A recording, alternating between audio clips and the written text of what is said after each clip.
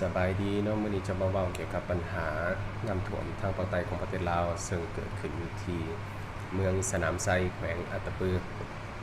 เหตุการณ์ดังกล่าวได้ส่งผลกระทบให้หลายพันครอบครัวของประชาชนลาวแต่ก็มีหลายภาคส่วนแต่เหนือตลอดใต้ก็ได้ส่งแรงใจไปช่วยเหลือประชาชนลาวนำกันทางภาคใต้ของลาวแล้วก็มีทางประเทศเพื่อนบ้านหลายประเทศที่ให้ยื่นมือเข้ามาให้ความช่วยเหลือนี่ก็เป็นสิ่งที่ดีงามแล้วก็ขอขอบใจถ้าเทียบใส่น้ำที่ท่วมเป็นเมืองกว้างแต่ก็บ่สามารถเทียบกับน้ำใจของประชาชนลาวของเราที่กว้างใหญ่ไพศาลหาที่เทียบเท่าบ่ได้เมื่อเกิดขึ้นมาแล้วสิ่งที่เฮาบ่คาดคิดมันเกิดขึ้นมาเฮาก็ควรที่จะช่วยเหลือซึ่งกันและกันเนาะคนลาวเฮาบ่เคยทิ้งกันและช่วยเหลือกันและคาวีก็บ่มีหยังหลายเนาะอยากฝากหนึ่งบทเพลงเป็นแรงใจเป็นกำลังใจให้แก่ผู้ที่กำลังประสบเคราะห์ร้ายอยู่และผู้ที่กำลังให้ความช่วยเหลือ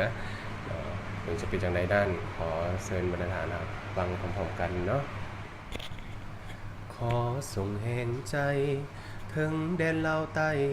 ไปนำเสียงเพลงถึงพี่น้องผู้ประสบภัยเมืองสนามไซแขวงอาตะปือย้อนเหตุการณ์เขื่อนน้ำเพพังทำลายบ้านเรือนเห็นแล้วสะเทือนใจล้นเหลือเกินพันละนาคนสูญหายสัตว์ล่มตายเพื่อนสารพังเพเศร้าใจเด้มาพบพ่อแสนทรมานมาปานดวงใจลาวใต้ได้ลง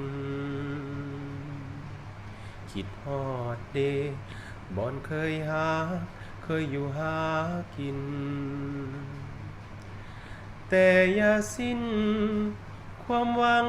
กันเด้อสาวลาวนักซอยหาข้าสวยอยู่สู่ไปด้วยกันสามัคคีปองดองทั่วท้องแดนลาวใจเล็งฟ้าวห้าวหันสวยกันบ่ถอยมีน้อยซอยน้อยมีหลายซอยหลายแบ่งจบเติมกันผูกหักสัมพันธ์กันเด้อพี่น้องสาวลาวขอขอบใจทุกท่านที่ให้เกียรติติดตามรับชมไปต้นจนจบเนาะถ้าผิดพลาดประการใดก็ขอโทษขออภัยขอให้ทุกอย่างผ่านพ้นไปโดยดีและเป็นกำลังใจให้ทุกภาคส่วนขอขอบใจ